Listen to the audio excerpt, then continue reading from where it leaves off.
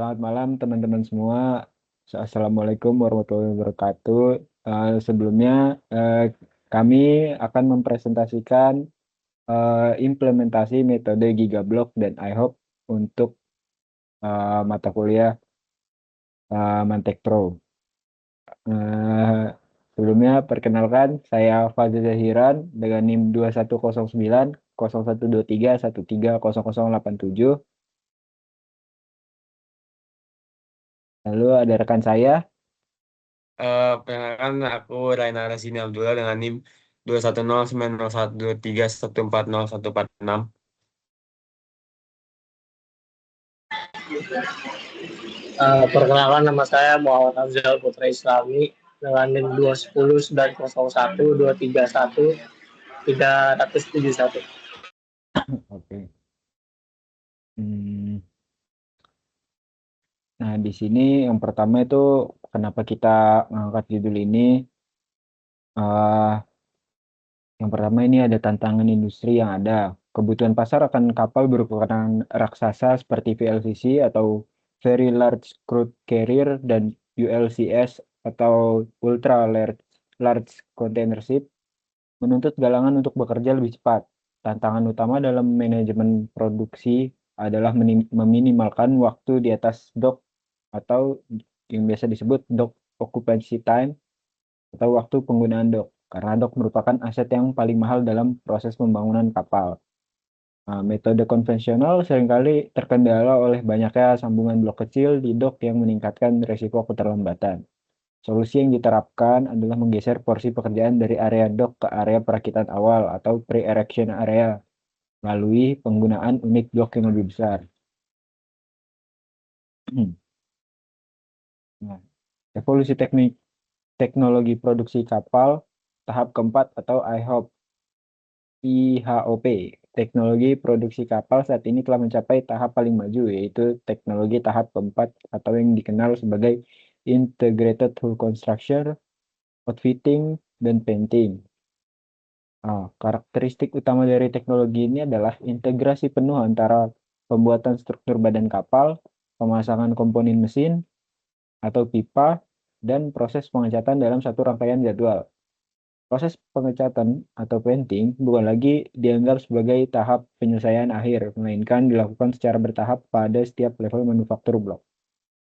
Penerapan teknik manajemen analitis yang mengutamakan akurasi di setiap proses produksi. Nah, berikutnya ini ada evolusi teknologi produksi kapal, diagram alirnya dari integrasi paralel.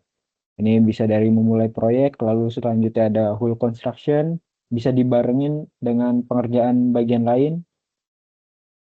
Ada outfitting, painting, nah ini pembuatan bloknya, lalu lanjut fabrikasi, desain sistem, persiapan permukaan, sandblasting, dari material-materialnya, pengecatan subbloknya, pengecatan hull, pemasangan outfitting pada subblok, perakitan blok hull, lalu selanjutnya di tahap perakitan untuk menjadi bentuk kapal dari blok-blok ini ada perakitan blok raksasa atau bisa disebut mega blok.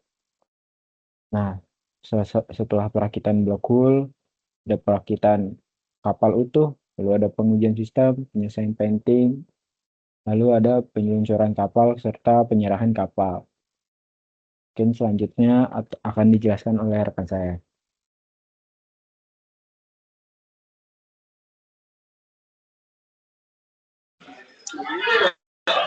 Oke, kita bakal lanjut. Tadi kita udah ngebahas tentang iHope. Sekarang mengenal metode Gigablock. Gigablock merupakan pengembangan lanjut dari tadi penyambungan blok, di mana blok-blok besar itu saling digabungkan atau dijoining.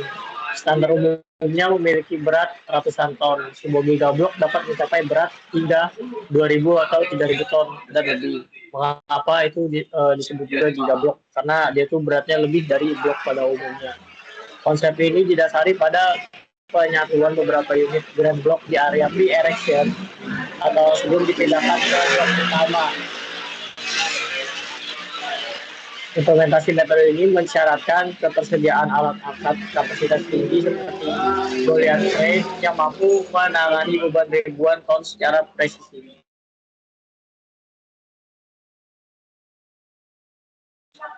Lalu setelah itu ada proses produksi integrasi ZOFM dan ZTTM. Yaitu jika keberhasilan Gigablok ini sangat mengandalkan pada maksimalisasi pengerjaan instalasi dan pengecekan di darat melalui dua metode utama, yaitu ada ZOFM atau Zone Outfitting Method, di mana pemasangan pipa, komponen permesinan, dan sistem kelistrikan dilakukan secara mandiri per blok atau per zona.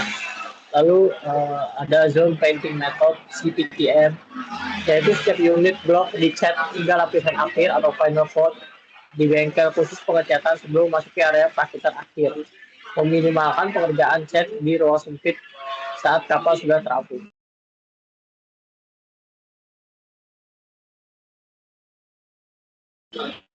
Strategi yang digunakan dalam memanage hal tersebut itu kita menggunakan PWBS atau Product Work Breakdown Structure. Dalam memanage waktu ini, di strategi ini produksi melakukan pengendalian ribuan komponen dan dikelola melalui sistem production work breakdown atau struktur kerja, di mana ada pembagian level manufaktur menjadi beberapa tahap. Seperti di situ ada tahapan fabrikasi, lalu assembly, block assembly, giga block joining, dan erection.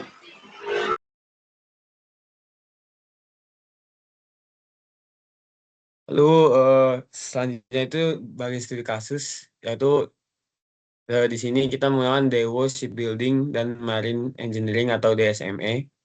Jadi galangan kapal terbuka di dunia seperti DSME, sekarang itu namanya Hanwha Ocean di Korea Selatan.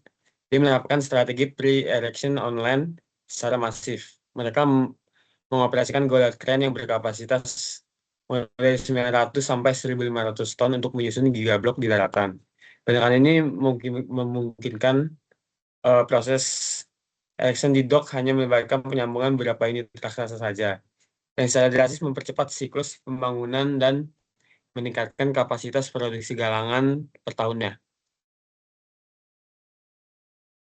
Lalu selanjutnya ada pengendalian akurasi atau akurasi control. Penggunaan unit blok yang semakin besar menuntut tingkat presisi yang sangat tinggi. Sistem akurasi kontrol atau AC, yaitu pengendalian akurasi, menjadi instrumen manajerial yang krusial untuk satu, memantau deformasi akibat panas pengelasan secara statistik selama proses pembangunan.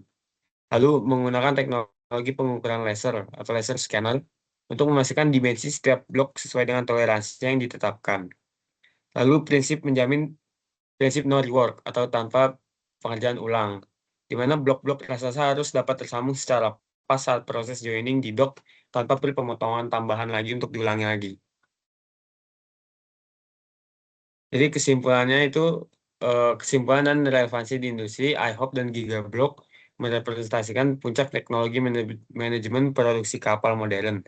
Sinergi antara PWBS, infrastruktur alat angkat berkapasitas tinggi, dan kontrol kualitas yang ketat menjadi kunci daya saing global.